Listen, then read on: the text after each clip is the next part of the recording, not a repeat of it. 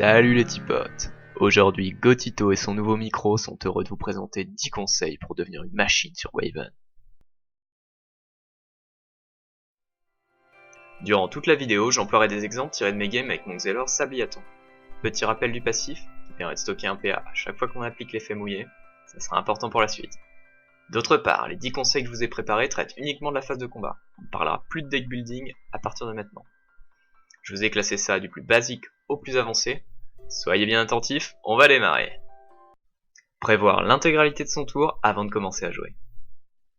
En effet, il est primordial de bien réfléchir à toutes les actions que vous souhaitez entreprendre durant votre tour avant d'utiliser votre premier PA. Cela vous permettra d'optimiser vos dégâts en limitant au maximum les overkills, mais vous pourrez aussi éviter de très gros misplays.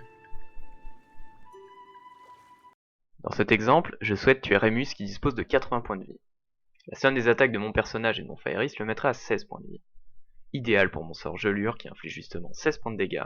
Attention cependant à bien proc rembobinage en jouant un autre sort préalablement sur son héros. Ce que je vais faire ici. Dans ce nouvel exemple beaucoup moins glorieux pour moi, je suis dans une situation défavorable. Je ne dispose plus que de 135 points de vie et mon adversaire dispose de 2 compagnons avec de fortes valeurs d'attaque. Il m'est tout à fait possible de tuer Grugaloragran avec accumulation et gelure pour éviter de perdre 38 points de vie au prochain tour.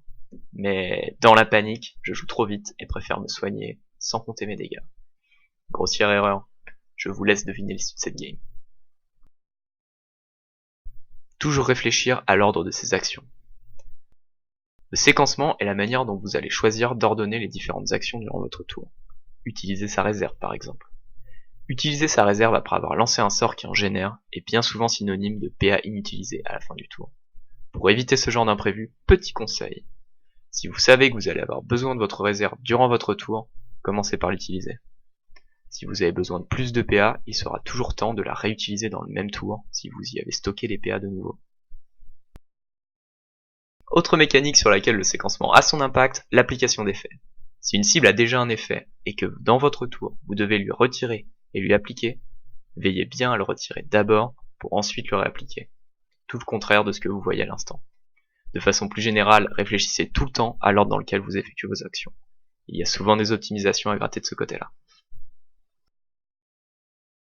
Optimisation des points d'action. Si vous laissez un ou plusieurs PA dans votre pool principal de PA à la fin du tour, ils seront définitivement perdus. Il est donc très important de réfléchir à un combo de sorts qui utilise tous vos PA disponibles, quitte à utiliser la réserve. Évidemment, si un plan de jeu supérieur nécessite de perdre 1 ou 2 PA, suivez-le, mais ce genre de situation est assez rare. Analyser la situation et choisir son plan de jeu. Dans Waven, il y a 2 types principaux de conditions de victoire, le rush hero ou la value sur les compagnons. Dans le cas d'un rush hero, votre objectif va être de descendre le plus rapidement possible votre adversaire, quitte à ignorer ses compagnons. Pour choisir cette voie, il faut bien s'assurer que l'on va pouvoir tuer notre adversaire plus vite que lui ne le fera. Ici, mon adversaire n'a plus que 223 points de vie. Un seul compagnon moyennement menaçant et plus de jauge élémentaire. Je sais qu'il n'a pas moyen de fuir, je dispose de plus de dégâts sur le plateau, de plus de jauge et d'un peu plus de points de vie. Je décide donc d'ignorer Nox et de me concentrer sur son héros.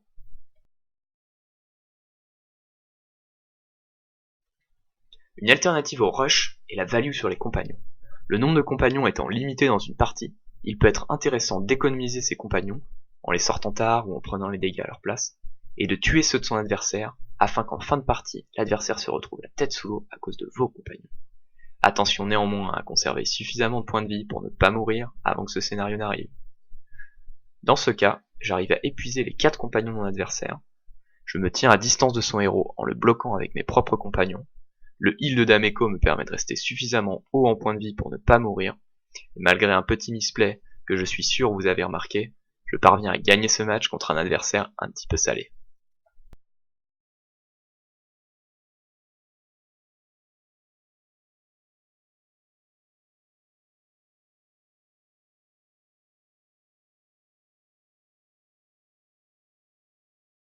Vous l'avez compris, dans Waven, il est impératif de savoir analyser la situation afin de choisir le plan de jeu le plus adapté. N'hésitez pas à changer de plan de jeu au milieu d'une partie si la situation l'exige. Ce point est certainement le plus important de cette vidéo, même s'il est aussi le plus difficile à mettre en œuvre. Avoir une vision à long terme. De temps en temps, il est nécessaire d'avoir une vision sur plusieurs tours. Il faut être capable de se retenir, d'invoquer un petit compagnon si un gros pourrait s'avérer plus efficace par la suite.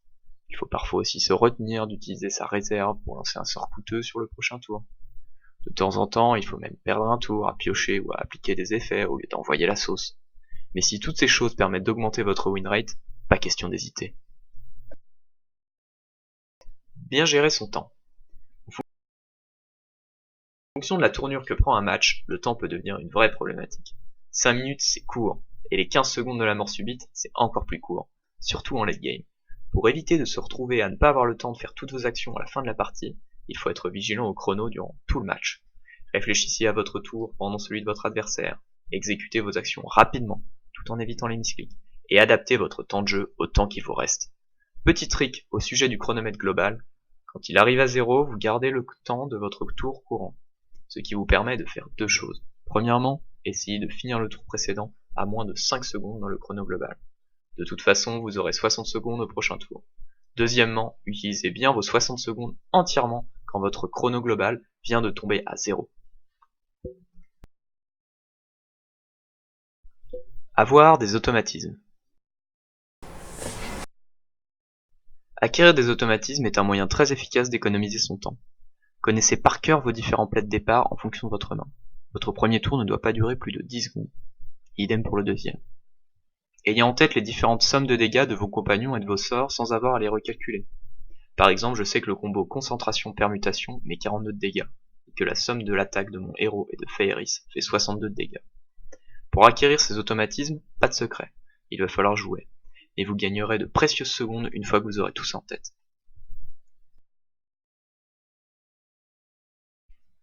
Gérer sa pioche. Sur Waven, au début de la partie, vos 9 sorts arrivent dans un ordre aléatoire pour leur première rotation. Mais ensuite, une fois joués, ils retournent dans la pioche dans l'ordre où vous les avez joués. Ce qui implique plusieurs choses. Si un sort est moins efficace que les autres dans un match-up, ne le jouez pas. Il diluerait vos sorts les plus efficaces dans la pioche. De même, pour voir un sort particulièrement efficace revenir souvent, jouez peu de sorts. Enfin, si sur un tour vous avez plusieurs sorts à jouer, demandez-vous lequel vous souhaiteriez revoir au plus vite. Connaître son adversaire. Connaître les spécificités des différentes classes et spécialisations pourra vous éviter de nombreux déboires. Voici donc une petite liste, loin d'être exhaustive, de caractéristiques qu'il vous faut connaître. Les Kras ont des sorts terre en ligne qui infligent des dégâts augmentant avec la distance qui les sépare de la cible. De même, la Yop Bouvaloir Auroch possède une charge en ligne qui inflige des dégâts augmentant avec sa distance à la cible. Le Yop l'Armageddon Spectral peut invoquer des ânes spectrales qui réduisent le coût de ses sorts R de 1 PA s'il tue une unité. Les Xelor possèdent des sorts hauts qui permettent de voler des PA dans la réserve. Les Sacrieurs bénéficient d'effets supplémentaires si leurs PV sont bas, et ils peuvent aussi vous attirer à eux si vous êtes aligné avec un de leurs sorts R. Astuces diverses. On ne peut pas avoir deux auras différentes en même temps. La nouvelle aura remplacera la précédente lorsque vous la jouerez. Même tarif pour les mires. Vous êtes limité à 5 mires au même moment sur votre héros. Pareil pour les auras ou les pièges. Les sorts de compagnon disparaissent si le compagnon meurt. Les effets ne sont pas appliqués lorsque la cible est tuée. Ici, je ne gagne pas de PA dans ma réserve grâce à mon passif, alors que ma gardienne applique l'effet mouillé en tapant. Ce n'est pas forcément clair, mais quand au début de la partie votre adversaire gagne des points de vie sans rien jouer, ce n'est pas un bug. Contrairement à ce que j'ai pu remonter aux développeurs, il s'agit en fait d'un effet de certains sorts comme Éternité, qui vous donne des PV supplémentaires au début de la partie sans avoir besoin de les jouer. Et maintenant, petit bonus, un point sur la méta. Le compagnon Fletcher est à l'honneur puisqu'il est au cœur du deck que j'ai le plus rencontré. Un Kra R, Shirushaden ou Bunlam qui exécute un power turn au tour 3 ou 4 à l'aide de mire motivante et de Fletcher. Il est alors capable d'invoquer jusqu'à 3 compagnons tout en infligeant des montants astronomiques de dégâts. Ce deck est aussi disponible en version Sacrieur Umbraden. Moins représenté, le Sacrieur Dardekan, axé Gultard et le Xelor Sabliaton compagnon complètent ce podium tout à fait personnel. Voilà, c'est tout ce que j'avais à vous raconter pour aujourd'hui. Si vous trouvez que les top 10 c'est putaclic, je vous laisse m'insulter dans les commentaires, et j'espère vous retrouver en ladder pour vous filer une bonne déculottée.